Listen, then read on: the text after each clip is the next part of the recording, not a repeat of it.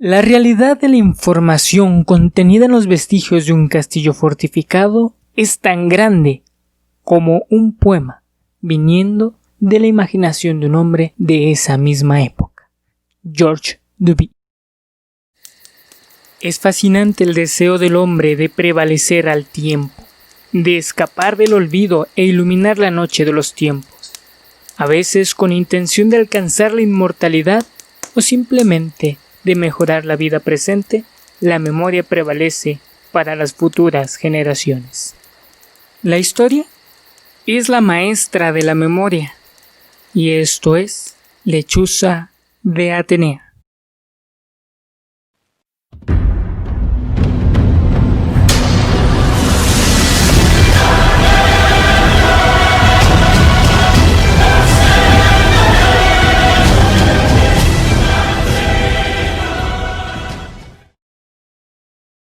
Hola y bienvenidos a Lechuza de Atenea, el canal de historia. Hoy terminamos la pequeña saga sobre fuentes documentales y ya te había hartado que hablara de esto, pues bueno, llegó a su fin. Si no has visto los dos videos anteriores sobre fuentes históricas, te recomiendo que les des una pasadita, una checadita por aquí o por acá, aparecerá el link. Bueno, ya sea en la descripción o en la tarjetita que te da YouTube de sugerencias. Si tú ya los viste, pues vamos a empezar, porque hoy tenemos el turno de las fuentes directas. Sí, la materia prima con la que trabajamos los historiadores. Ya vimos cómo consultar obras históricas. Ya vimos más o menos qué es una fuente, cómo se construye una bibliografía, todo eso ya lo vimos. Ahora toca el turno de saber exactamente qué hay en los archivos. Sí, los archivos históricos. Así que vamos a verlo.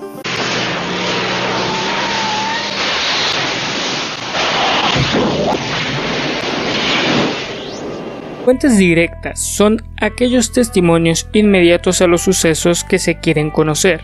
Pueden ser documentos expedidos en la época que se estudia, objetos de cierto periodo que han resistido el paso del tiempo y testimonios orales de aquellos que vivieron de primera mano los hechos que se estudian. Estas fuentes son conocidas también como fuentes inéditas o de primera mano y son las que permiten a los historiadores llevar a cabo investigaciones. Las fuentes históricas, por excelencia, o mejor dicho, las que la academia sugiere como las más eficaces, son las provenientes de algún archivo histórico.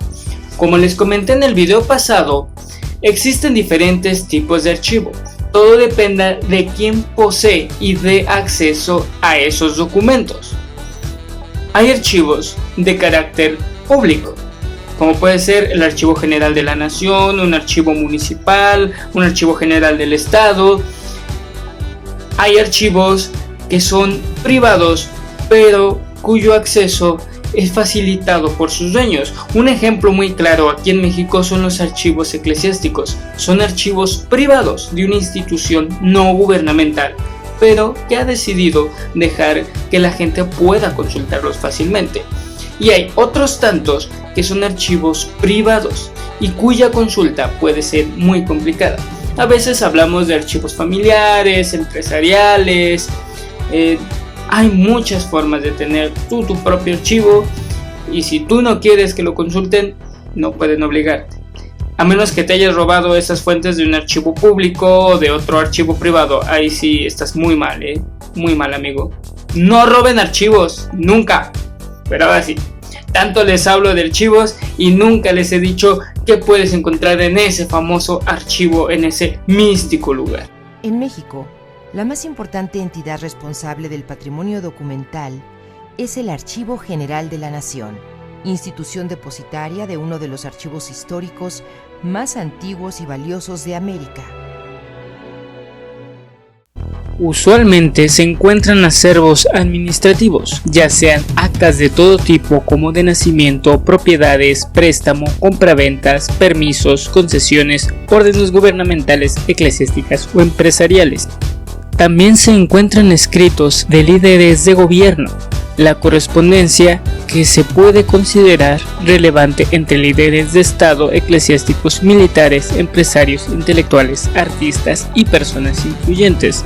Además, hay documentos fiscales y penitenciarios, demandas, juicios, documentos policíacos, militares y de agencias de inteligencia, archivos académicos, colecciones fotográficas y fílmicas, mapas, litografías, periódicos, microfilms, diarios personales, manuscritos inéditos, discursos escritos, libros antiguos cuyo valor reside en su antigüedad o rareza más que en el libro en sí, y así podría seguir por horas enumerando, ya que los materiales en los archivos son vastos y de tan amplia variedad.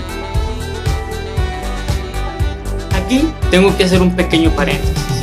Cuando hablamos de documentos personales, incluso íntimos, como puede ser una carta, es necesario que ya haya pasado un tiempo considerable desde la muerte de aquel que lo produjo y de las personas implicadas, para que así no violemos sus derechos de privacidad.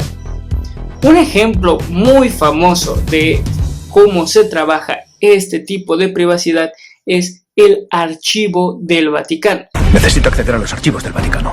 El acceso solo se permite por decreto escrito del Santo Padre. Porque, a diferencia de lo que nos dice Hollywood sobre el archivo prohibido del Vaticano, no es donde se resguarda información que el Vaticano no quiera revelar, aunque también tiene derecho a no hacerlo, sino que es donde se guardan los documentos que aún no están listos para ser consultados. Es decir, que las personas que expidieron esos documentos quizás siguen vivas, o las personas que se implican alrededor de dicho documento, ya sea el mismo papa, obispos, sacerdotes, laicos, en fin. Concretamente, en el Archivo Vaticano se necesitan 100 años de haber sido expedido ese documento para poder consultarlo. La protección a los datos personales y a la privacidad de las personas que están implicadas. Nos guste o no nos guste, todos tienen derecho a su privacidad. Cerrado el paréntesis, podemos continuar. Es importante saber qué tipo de documentos puedes encontrar en qué tipo de archivos. Sí, porque no es lo mismo ir a consultar, como les decía, un archivo nacional, un archivo estatal, un archivo eclesiástico, un archivo de un museo. Cada lugar tiene sus documentos muy diferentes y hay que aprender a diferenciar qué podemos encontrar en cada uno de ellos. Normalmente yo sugiero que vayan y conozcan los archivos antes de empezar a trabajar con fuentes y a buscar archivos. Conózcanlos, aprendan qué pueden encontrar en ellos, cómo funcionan esos archivos y qué se requiere para poder consultarlos. Además, sirve que también conocen a la persona encargada y eso les puede ayudar muchísimo, créanme. A veces conocer a las personas indicadas puede abrirnos información que otros no han podido revelar. Así que acérquense a sus archivos, conózcanlos. Hay archivos, les digo, de todo tipo, pueden consultar la gran mayoría. Vayan, conózcanlos, yo los aliento. No todas son fuentes que están metidas en un archivo, no todos son escritos dentro de un recinto mágico llamado archivo. No, fuentes hay por montones y hay muchas maneras de llegar a ellas, así que vamos a verlas. El historiador también debe visitar y conocer el lugar que desea estudiar, y la geografía se convierte en una aliada importante. Recorrer físicamente el lugar o lugares que estudias te da la posibilidad de entender los cambios del espacio, y si hay vestigios visibles de la época que nos interesa, resulta mucho mejor. También nos favorece acercarnos a conocer objetos propios del periodo que estudiamos. Esta práctica nos abre grandes oportunidades al hacer historia y entender la cotidianidad e idiosincrasia del pasado. Y claro, aquí entra la arqueología. Y debo ser honesto con ustedes, en muchas ocasiones la arqueología es una fuente indirecta para nosotros, historiadores, pues dependemos de los estudios de arqueólogos y antropólogos para poder estudiar algunas piezas arqueológicas. Pero con algo de suerte y conocimiento tal vez puedas tener acceso directo a estudiar objetos y lugares arqueológicos.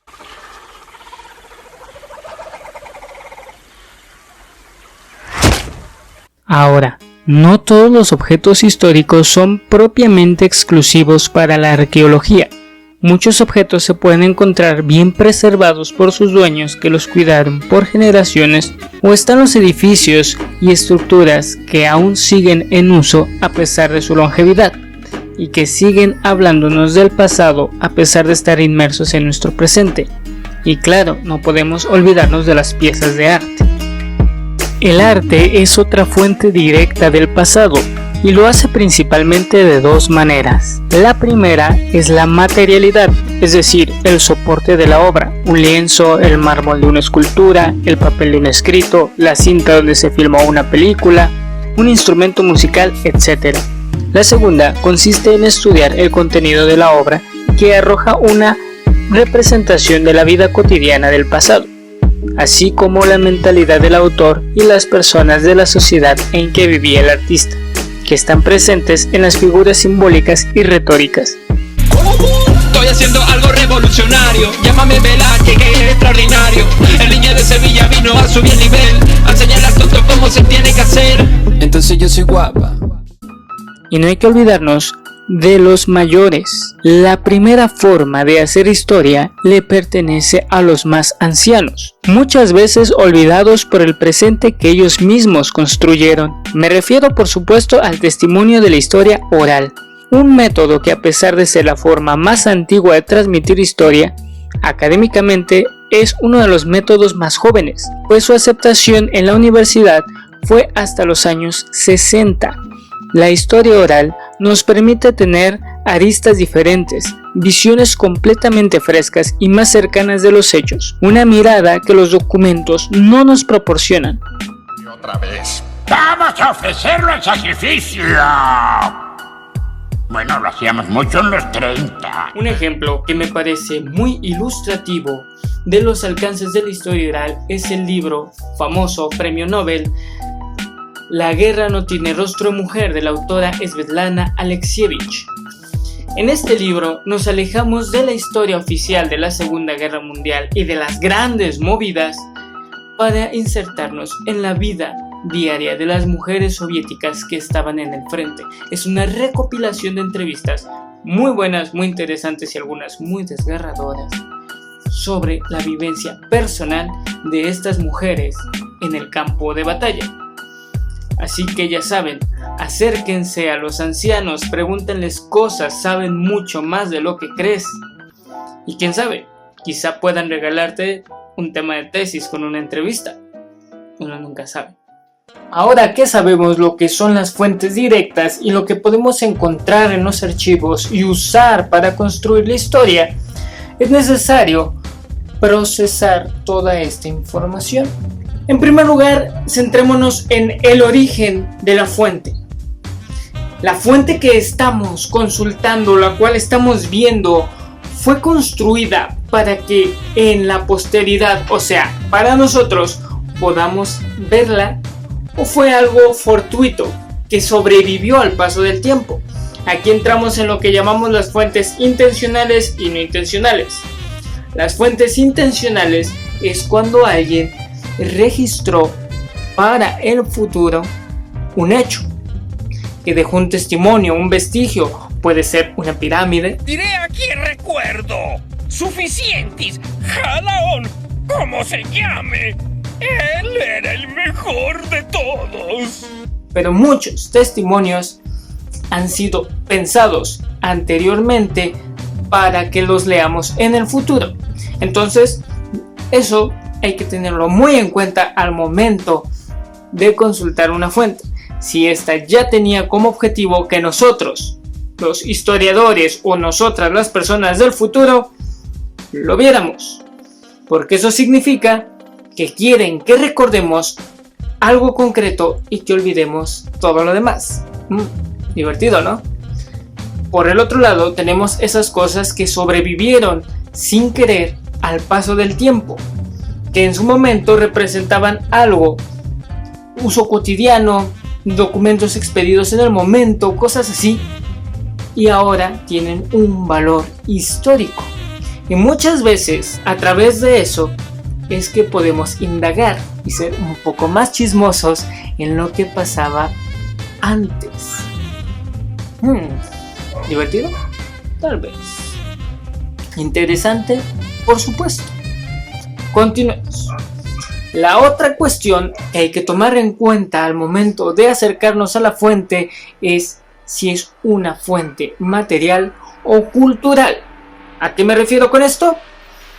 Hay fuentes que nos hablan en sí mismas por lo que están hechas, por el material que las contiene, ya sea el papel con el que se escribió un documento, la pintura con que se hizo alguna obra famosa, etc. Por el otro lado tenemos esas fuentes que hablan por sí mismas a través del texto o del diálogo. Como ya decíamos, pueden ser cosas escritas, dichas, o pueden ser símbolos, ¿sí? Símbolos. Y hay que aprender a descifrar esos símbolos. Piénsalo de esta manera. Si ustedes ven este símbolo, ¿les dice algo? A buenas y primeras, no. Tal vez si ya eres letrado en esto, sí. Pero ahora, si ves esta otra cosa, sí, claro que te dice algo. Así que es una forma de lenguaje que tenemos que aprender a desarrollar como historiadores. ¿Sí? A veces tenemos que estudiar para poder interpretar una cosita pequeñita, pero que abre grandes panoramas. Y eso también me hace preguntarme, ¿en el futuro la gente entenderá símbolos como el de radioactividad, peligro, los emojis?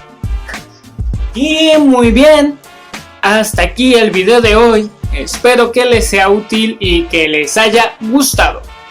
Ya saben, si les gustó, denle su pulgar arriba, suscríbanse, péguenle a la campanita para que suene cada vez que yo suba un video.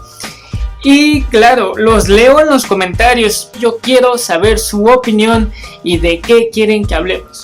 Ya saben, estoy para escucharlos. Recomendación de libro para esta semana. Ese libro que ya mencioné, de La guerra no tiene rostro de mujer. Es uno de mis libros favoritos, por eso lo recomiendo.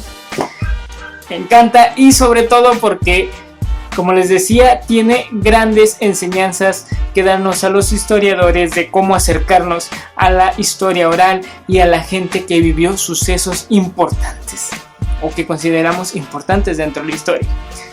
Pero va que va. Síganme en mis redes sociales, en Lechuza de Atenea en Facebook y en Instagram como Atenea Lechuza. Y pues hasta aquí me despido. Nos vemos en la próxima aquí en Lechuza de Atenea.